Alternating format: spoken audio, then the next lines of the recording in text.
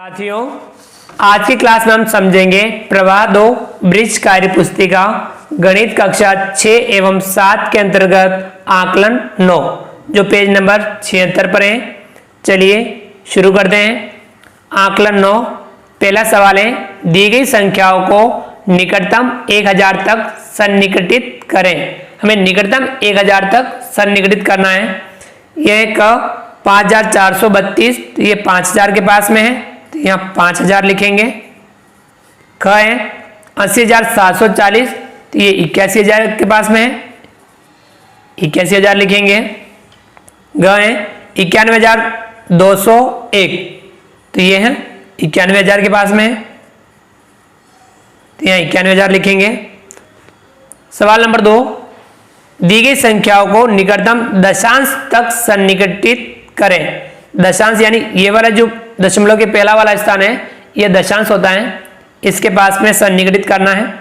कहें 132.145, तो यह यहाँ लिखेंगे हम 132.1। कहें 368.169, तो ये आ जाएगा यहाँ 368.2। गए 540.680, तो यहाँ आ जाएगा 540.7। गए 779.980, तो यहाँ आ जाएगा 780.0। अगला सवाल तीसरा, निम्नलिखित में से कौन सी संख्या 5 से विभाजित हो सकती है। गोला लगाएं। 5 से कौन कौन सी संख्याएं विभाजित होती हैं जिनमें इकाई अंक 0 या 5 हो। तो देखेंगे इसमें 60, 75, 115, 785, 555, 490, ये 5 से विभाजित होगी। अगला सवाल चौथा, दी गई संख्याओं का गुणज और गुणनखंड लिखें। गुणज 5 लिखने हैं और गुणनखंड सभी लिखने हैं। 32 के 5 गुणज लिखेंगे। 32, 64, 96, 128, 160। गुणनखंड लिखेंगे हम 1, 2, 4, 8, 16, 32, 60 है। 60 के गुणज लिखेंगे 60, 120, 180, 240, 300। गुणनखंड लिखेंगे हम 1, 2, 3, 4, 5, 6, 10, 12, 15, 20, 30 और 60।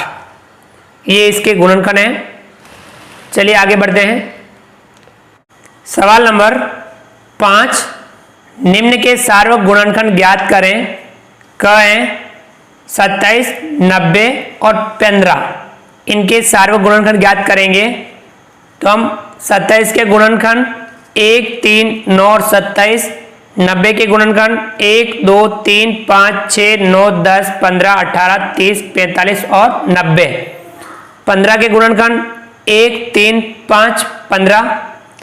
इनके सार्वक गुणनखंड है 1 और 3। अगला सवाल, सवाल नंबर 6, महत्तम समापरिवर्तक ज्ञात करें। हमें इनका महत्तम समापरिवर्तक ज्ञात करना है 32 और 24 का। तो हम यहाँ 32 और 24 का महत्तम समापरिवर्तक ज्ञात करेंगे। तो यहाँ 32 और 24 के हम अभाज्य गुणनखंड बताएंगे। गुणनखंड बताएंगे। 32 के गुणनखंड कौन कौन से हैं। तो यहाँ 32 के गुणनखंड है 1, 2, 4, 8, 16 और 32। इसी प्रकार से 24 के गुणनखंड, तो यहाँ 24 के गुणनखंड है 1 2 3 4 6 8 12 और 24। इनके सारे गुणनखंड है 1 2 4 8। इसके बाद में यानी अब इनका सबसे बड़ा सार्वत्रिक गुणनखंड कौन सा है? 8। तो महत्तम समापवर्तक इसमें आएगा 8। आ गया समझ में? अगला है ख 36 और 72।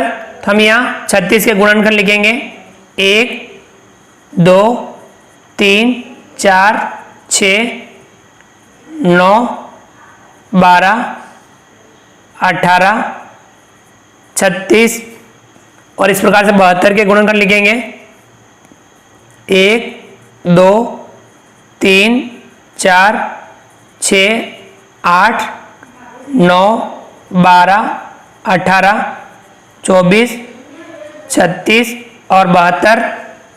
अब इनके सारे गुणनखंड हैं 1 2 3 4 6 9 12 18 और 36।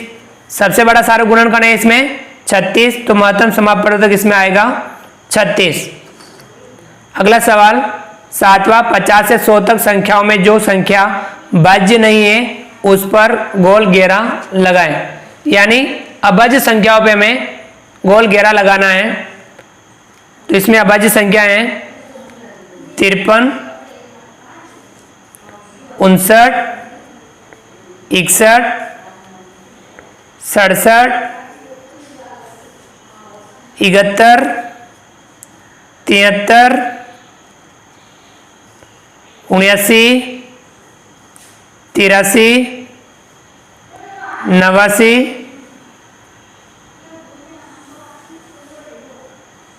97। तो यहाँ में 100 तक ही बतानी थी। तो ये 100 तक में संख्या भाज्य नहीं है, यानी ये अभाज्य संख्याएं हैं। चलिए आगे बढ़ते हैं। अगला सवाल नंबर 8 1302 या हाँ 12459 ये भी हाँ 64520 ये ना 97266 हाँ। अगला है सवाल नंबर 9 दी गई संख्याओं का गुणनखंड लिखें और बताएं कि दी गई संख्या भाज्य है या अभाज्य। तो ये जो संख्या दे रखी है इनके गुणनखंड लिखने हैं और भाज्य या हाँ या ना में लिखना है। भाज्य हो तो भाज्य लिखना है और अभाज्य हो तो अभाज्य लिखना है। संख्याएं गुणनखंड लिखने हैं और यहाँ भाज्य या अभाज्य संख्या लिखना है। 48 के गुणनखंड हैं 1 2 3 4 6 8 12 16 24 और 48। एक और स्वयं के अलावा अन्य संख्या यदि गुणनखंड हो तो वह संख्या भाज्य होती है। तो यहाँ भाज्य लिखेंगे। अगला है 35। तो 35 के गुणनखंड 1 5 7 और 35। एक और स्वयं के अलावा अन्य गुणनखंड है तो ये संख्या भाज्य है। अगला है 63 के हम गुणनखंड लिखेंगे 1 3 7 9 21 और 63। एक और स्वयं के अलावा गुणनखंड है तो ये संख्या भी भाज्य है। 57 के गुणनखंड 1 3 19 और 57। तो ये भी एक और स्वयं के अलावा गुणनखंड है तो ये भी भाज्य हुई। तो साथियों इस प्रकार से हमने आज की क्लास में आकलन 9 समझा। आप वीडियो को लाइक कीजिए, चैनल को सब्सक्राइब कीजिए, बेल आइकन ऑल नोटिफिकेशन के लिए दबाइए ताकि आप तक हमारा लेटेस्ट वीडियो सबसे पहले पहुंच पाए। आप अधिक से अधिक साथियों तक वीडियो शेयर जरूर कीजिए। मिलते हैं अगली क्लास में नए वीडियो नए कंटेंट के साथ में। तब तक के लिए थैंक यू।